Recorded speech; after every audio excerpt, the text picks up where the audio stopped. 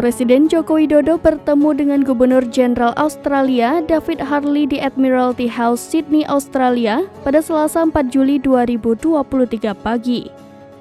Presiden Jokowi secara langsung disambut oleh Gubernur Jenderal Australia sesaat setelah turun dari kendaraannya. Kedua pemimpin kemudian berjalan beriringan menuju lokasi upacara penyambutan kenegaraan dengan iringan 21 dentuman meriam. Setelah Presiden Jokowi berada di mimbar kehormatan, lagu kebangsaan masing-masing negara diperdengarkan. Kemudian Gubernur Jenderal Harley mempersilahkan Presiden Jokowi memeriksa barisan kehormatan dan diikuti dengan pengenalan delegasi masing-masing. Setelahnya, Presiden Jokowi bersama Gubernur Jenderal Australia memasuki bangunan Admiralty House untuk menandatangani buku tamu dan dilanjutkan dengan pertemuan tatap muka. Dalam pertemuan tersebut, Presiden mengapresiasi dukungan Gubernur Jenderal Australia dalam penguatan hubungan bilateral Indonesia dan Australia.